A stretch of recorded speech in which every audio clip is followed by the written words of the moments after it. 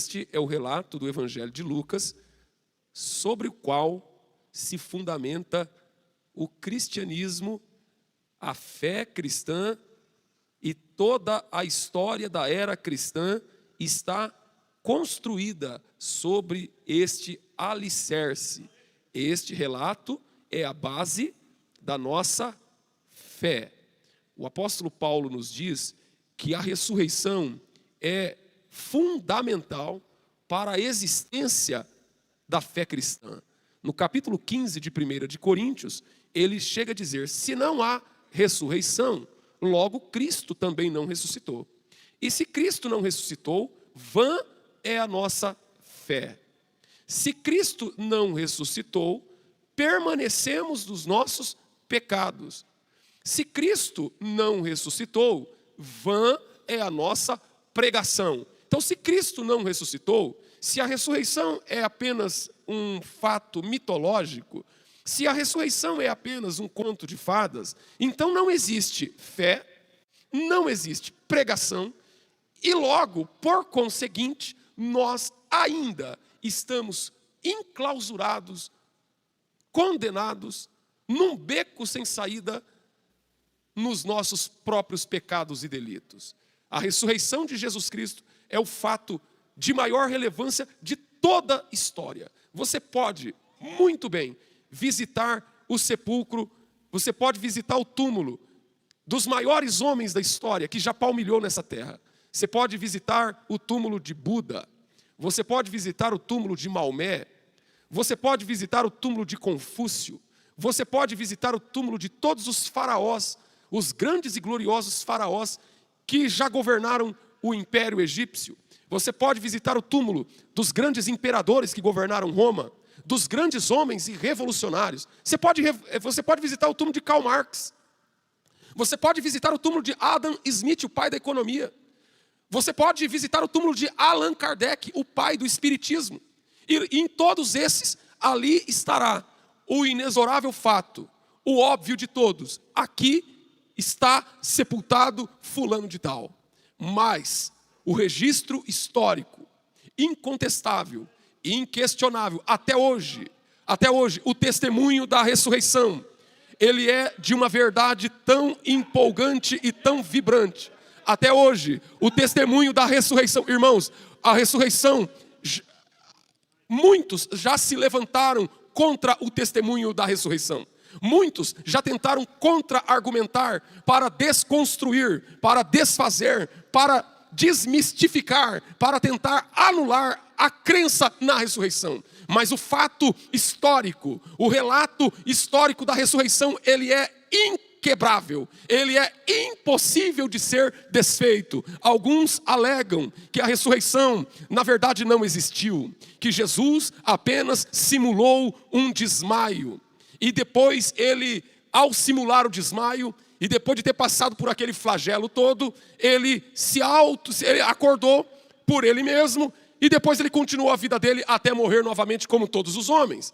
Alguns dizem que, na verdade, tudo não passa de uma trama, que os discípulos de Jesus, na verdade, furtaram, surrupiaram o corpo inerte de Jesus, o cadáver de Jesus, lá naquele sepulcro, deu um sumiço no cadáver e pronto. Então inventaram esta história e essa história ganhou uma certa repercussão. Todavia, meus amados e queridos irmãos, a Bíblia diz, segundo 1 de Coríntios, no capítulo 15, que Jesus, além de ter aparecido aos 12, além de ter aparecido às mulheres aqui relacionada, Maria Madalena, Maria mãe de Tiago, Joana, Salomé e outras mulheres, além de ter aparecido aos 11 e as mulheres aqui alhures mencionada, Jesus também apareceu, segundo o relato de 1 de Coríntios, no capítulo de número 15, e no versículo de número 6, segundo o escrito de Paulo, ele apareceu para mais de 500 irmãos, mais de 500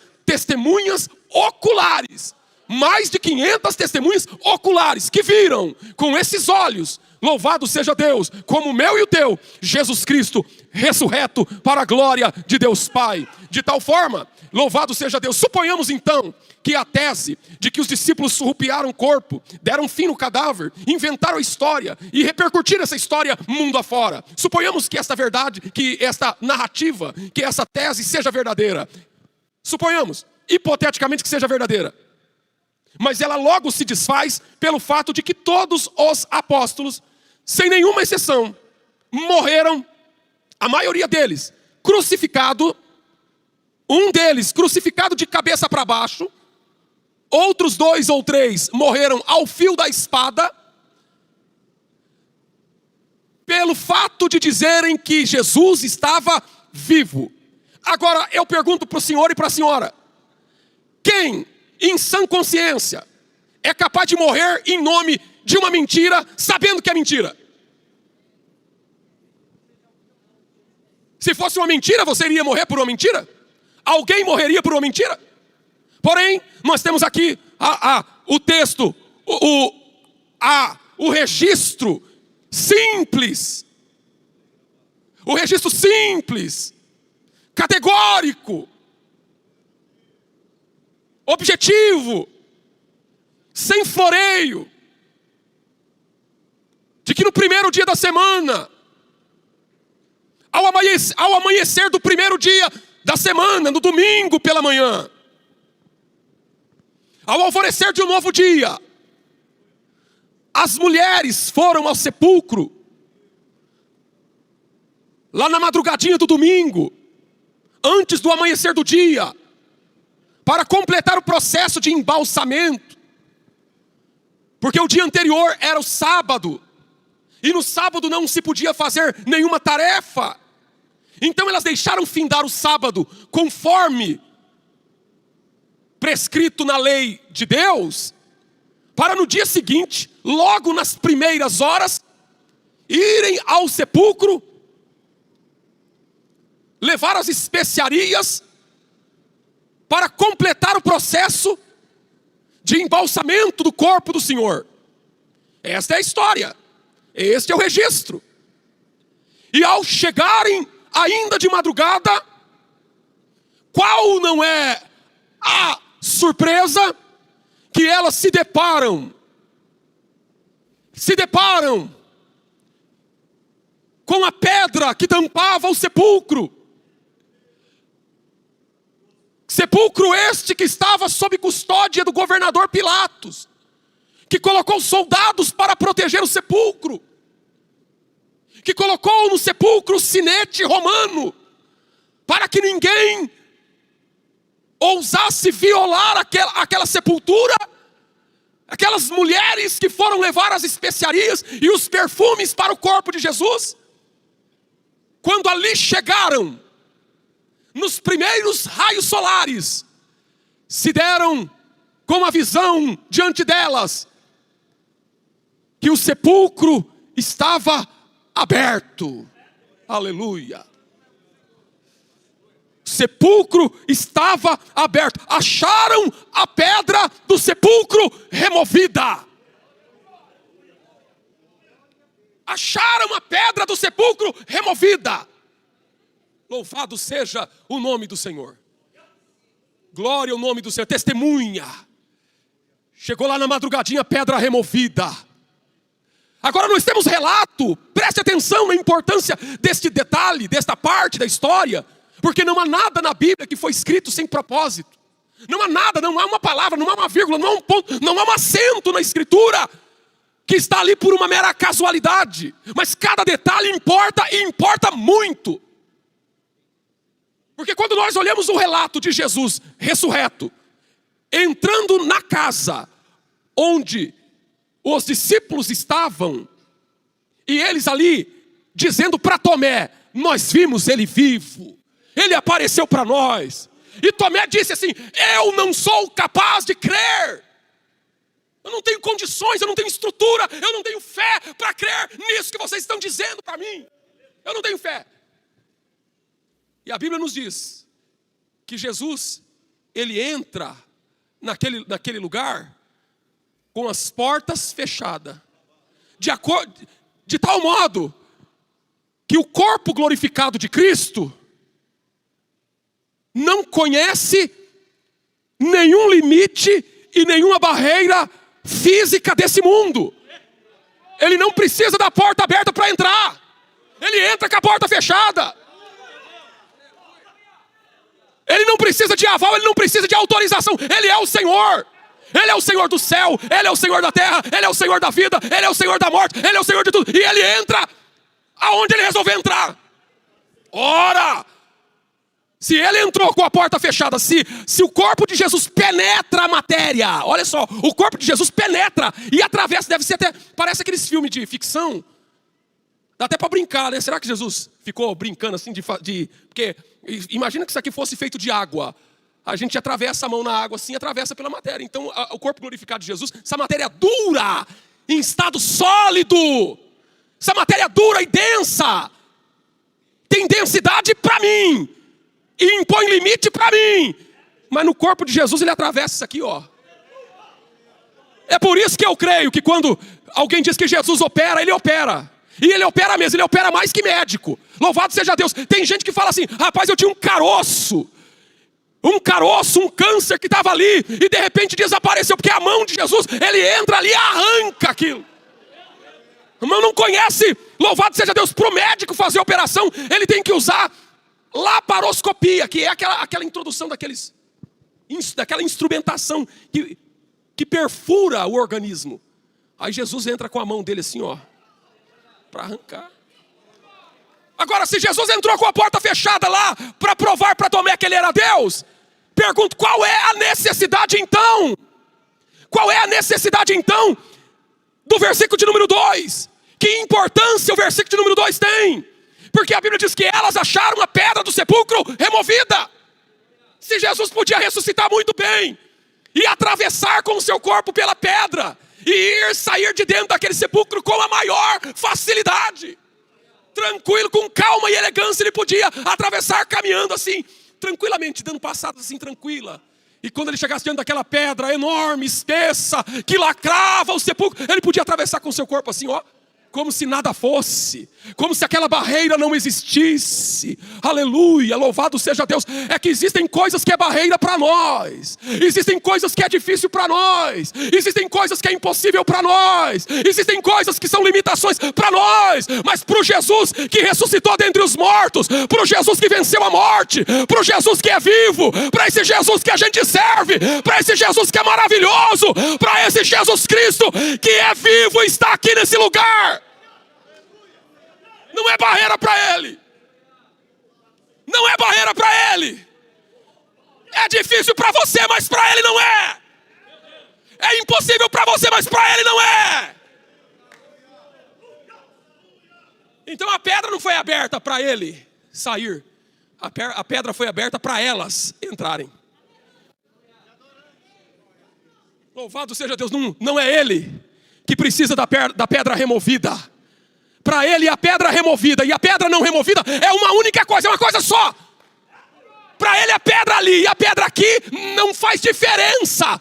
A diferença faz para mim, a diferença faz para você. Porque, aleluia, o impossível Ele faz. Eu creio que Jesus é poderoso para fazer o impossível. Ele ainda opera o impossível, Ele ainda realiza milagre, Ele ainda é Senhor. E eu irei proclamar até o meu último fôlego de vida: Jesus é o Senhor. Você está sentindo Deus aqui nessa noite?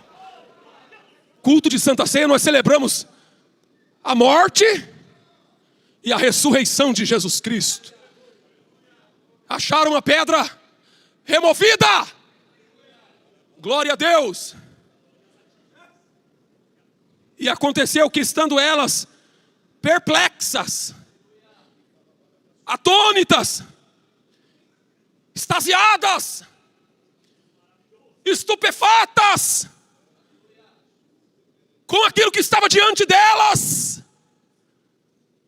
não bastasse a admiração de ver a pedra removida, não bastasse aquela visão maravilhosa do sepulcro aberto, a Bíblia diz: e eis que pararam diante delas 2 varões, louvado seja Deus, com a veste resplandecente.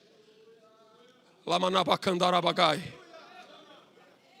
O que é isso? O que significa isso, pastor? A ressurreição é a resposta do céu. Jesus foi morto, humilhado. Jesus foi morto, foi sentenciado, injustiça que fizeram com ele. Os homens penduraram ele numa cruz. Colocaram ele numa sepultura. Mas o céu governa a terra. Não é a terra que governa o céu, é o céu que governa a terra. 2 varões, com vestes resplandecentes, se dirigem a ela, aquelas mulheres, e diz: por que vocês estão procurando o vivente entre os mortos?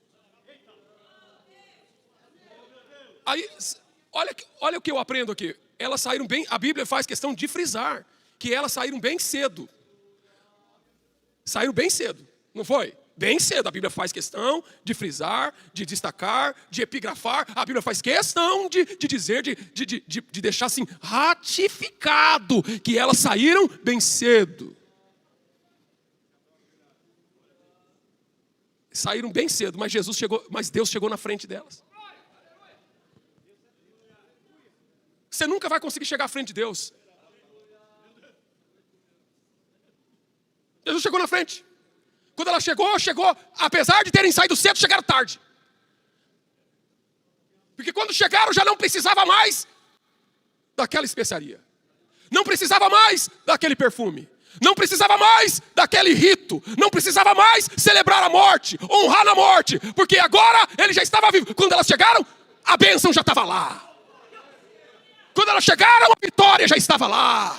Quando elas chegaram, a providência já estava lá. Quando elas chegaram, o milagre já estava lá. E o anjo está falando: vocês estão procurando o quê? Você está vendo? Às vezes nós estamos com uma visão, e essa visão ela precisa ser corrigida porque ela está atrasada. Eu vou repetir: às vezes nós estamos com uma visão, com entendimento, com pensamento. E bem que a Bíblia diz que os nossos pensamentos não são os pensamentos do Senhor. Louvado seja Deus. Às vezes nós estamos com a visão, porque na visão delas, no objetivo delas, na busca delas, elas prepararam as especiarias, levantaram de manhã, bem cedinho, ainda de madrugada, e foram ao encontro do sepulcro. E eu estou aqui para te dizer nessa noite,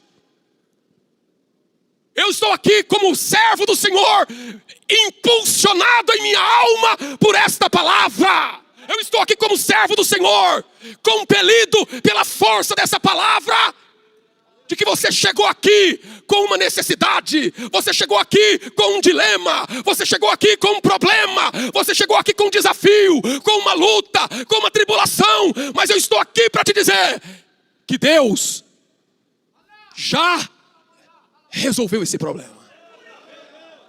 Talvez você não saiba, talvez você não veja, e talvez você ainda nem sinta. Talvez o teu sentimento ainda é de luto, talvez o seu sentimento ainda é de perda, talvez o teu sentimento ainda é de derrota, talvez o teu sentimento ainda é de lamento, de lágrima, de dor. Mas Deus já fez a obra.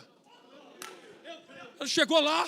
Qual que era a intenção? Nós vamos para o sepulcro, nós vamos perfumar o corpo do Senhor, nós vamos fazer e tal. Aí quando chegou lá, aquilo tudo já era a página virada.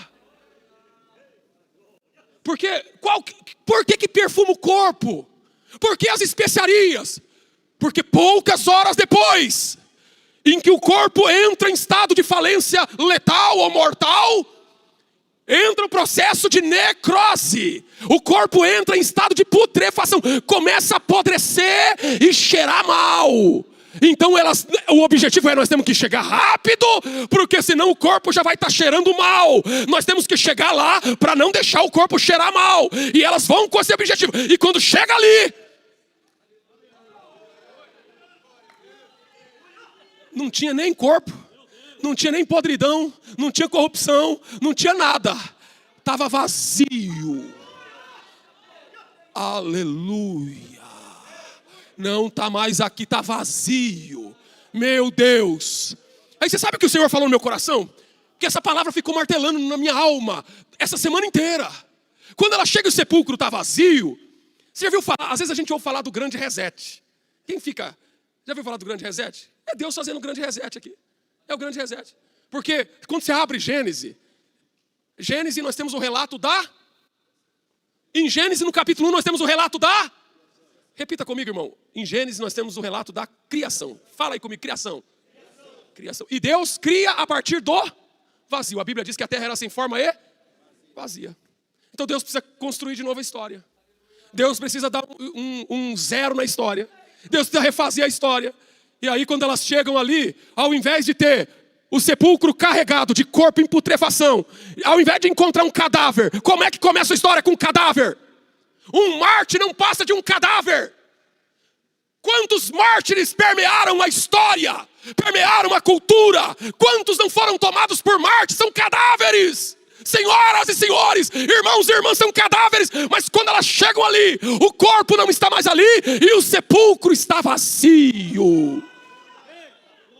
Essa é a nova gênese da humanidade. E a terra era sem forma e vazia. O sepulcro estava vazio. Do jeito que Deus precisa. Porque aí vem o conceito da teologia que diz que Deus criou tudo a par. Deus não criou.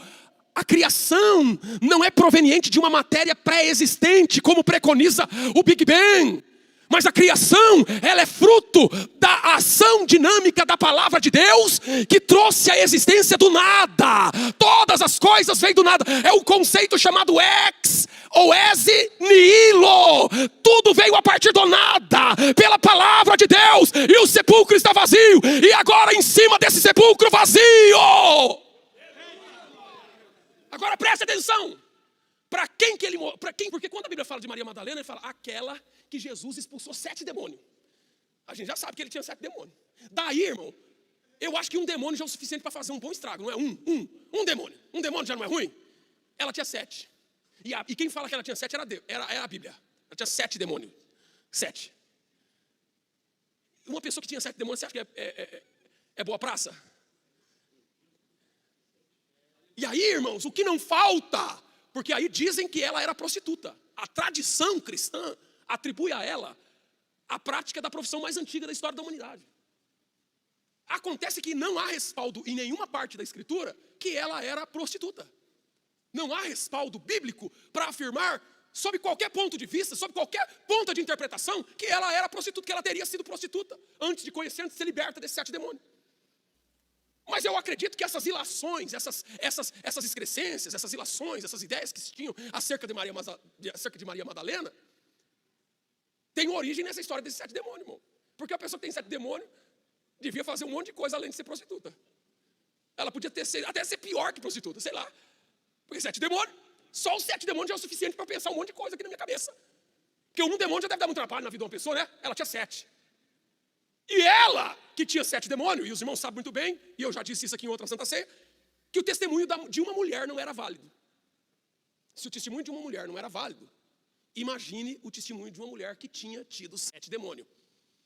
Se o testemunho de uma mulher, pura e simplesmente, não tinha validade em nenhum tribunal, porque você sabe que no direito romano, que nós estamos aqui dentro do contexto romano, o direito romano, a testemunha tem a presunção da veracidade. Tem um compromisso da verdade. Não é essa história que a gente ouve aí os advogados falar? Não é assim? Testemunha tem a veracidade testemunhal, a prova testemunhal. Aí o estudante de direito, William, torça aí, para me respaldar aqui. E aqui também tem vários advogados da igreja aqui. Agora, pensa assim, se o testemunho de uma mulher, pura e simplesmente, não tinha presunção de verdade, não tinha veracidade, não tinha crédito, que dirá o testemunho da Maria Madalena? Então, eu acredito que se o evangelho fosse forjado para fazer a história ficar convincente, se o evangelho tivesse forjado a história, criado uma história imaginativa, se tivesse criado a história numa mente desses roteiristas de Hollywood, George Lucas, Spielberg, James Cameron, os maiores cineastas, romancistas, Dostoiévski, Leon Tolstói, com a mente imaginativa e criativa às alturas, eles poderiam ter colocado, ao invés de Maria Madalena, uma outra figura para respaldar em termos de crédito a história que ia ser contada. Mas a Bíblia, ela é tão verdadeira. A Bíblia, ela é tão verdadeira E Deus é tão maravilhoso que ele deixou, falou, não, a história é essa, então é essa que vai ficar. Deixa na mão dela. E alguém podia ser o Senhor, talvez um anjo ali, um anjo mais ajuizado, falou, Senhor, vamos dar uma rabiscada nessa história, vamos dar uma polida nessa história, vamos dar uma melhorada nessa história, vamos dar uma ajeitada aqui, porque senão quem é que vai crer numa história dessa? Meu Deus do céu, ninguém vai crer. Aí Deus falou, não, deixa do jeito que está aí. Porque vão crer. A humanidade vai mudar a história. E a primeira voz testemunhal é quem não tem crédito nenhum. E por quê? Porque não é a história não depende de quem conta. A história não depende de quem conta. O evangelho não depende de quem prega. Ele é poderoso pela sua própria natureza. Ele é poderoso pela sua própria natureza intrínseca. Não depende de mim para o evangelho ser verdade. Não depende do Papa para o evangelho ser verdade. Não depende do pastor presidente para o evangelho ser a verdade. Não depende de nada. Só depende dele mesmo. E a maior prova de que o evangelho é verdadeiro por si. Eu não preciso, você pode ver. Quando vai fazer propaganda de creme dental, aparece lá um camarada de jaleco branco apresentando o creme dental e embaixo escreve doutor fulano de tal dentista. Aí a gente fala, se é um dentista que está fazendo a propaganda, então esse creme dental é bom. Então, eles é o quê? Está lá na armas infalíveis da persuasão. Armas infalíveis da persuasão. Ou seja, você precisa de ter uma autoridade respaldando uma mensagem. Mas aqui no evangelho, não é a autoridade que respalda a mensagem. Eu não preciso de um intelectual de Oxford. Eu não preciso de um acadêmico de Harvard. Eu não preciso de um teórico da USP. Eu não preciso de um teólogo das galáxias para validar a mensagem com sua intelectualidade. Porque não é o pregador que valida a palavra, é a palavra que valida o pregador. É a Bíblia que valida o pregador. É a Bíblia que sustenta o pregador. Não é o pregador com a sua oratória, com sua argumentação, com sua retórica, com sua filosofia, com sua dialética que vai fazer a coisa da credibilidade. É a própria palavra por si só. É a Maria Madalena, pecadora, com a vida pregressa, com as aspas. Sabe alguém com a vida pregressa? Com as aspas, grandona assim, com aquela Maria Madalena aspa. Aí Deus falou, deixa nela, porque todos vão ver que não é ela, não é o Joaquim, não é o Pedro, não é o André, não é o Tiago, não é o Marcos Ladeia, não é o Papa, não é o filósofo. É a mensagem que é poderosa. É a verdade que tem vida. Essa verdade tem vida própria. Essa verdade tem vida própria. Essa verdade é soberana. Essa verdade é eterna. Essa verdade é irrefutável. Essa verdade é tremenda. Essa verdade é a verdade que humilha o diabo. Essa é a verdade que liberta. Essa é a verdade que nos cativa. Essa é a verdade que nos atrai. Essa é a verdade que nos transforma. Essa é a verdade que nos ergue e nos põe de pé diante da presença do eterno Deus para glorificar o seu nome. Glória a Deus. Eu estou animado, irmão, para servir esse Jesus maravilhoso. Isso aqui me anima. Isso aqui afogueia a minha alma. Isso aqui me atiça um fogo dentro de mim. Glória a Deus. Meu Deus, eu estou todo molhado de suor. Que coisa. Como que é bom falar dessas coisas, irmão? Como que é bom falar desses mistérios? Jesus está presente aqui nessa noite. Nós estamos diante de uma verdade. A pedra que sustenta a igreja é a ressurreição de Jesus Cristo. Você está entendendo isso? Alimente a tua alma com essa convicção. Porque na sexta-feira parecia que estava tudo acabado. Na sexta-feira, às 3 horas da tarde, a Bíblia diz que ele entregou o Espírito e expirou, morreu. A sexta-feira, imagina como foi o resto daquela tarde de sexta-feira. Tem gente que acha que o dia mais triste da vida dele foi quando o Brasil perdeu para a Alemanha de 7-1. Foi triste mesmo aquele dia, irmão. Aquele dia acabou com nós, né? Mas o dia mais triste da história foi esse sexta-feira à tarde. Esse resto de tarde. Essa boca de noite que eles tiveram que enfrentar, que tiveram que engolir, essa boca de noite. Imagina essa noite chegando, essa boca de noite chegando na sexta-feira. Derrota, esperança, expectativas frustradas. Mas a ressurreição é a resposta de Deus para quem passou a sexta-feira. E eu estou aqui para te dizer que talvez você esteja vivendo uma sexta-feira, mas o domingo está chegando para dizer para você que vale a pena servir a esse Deus.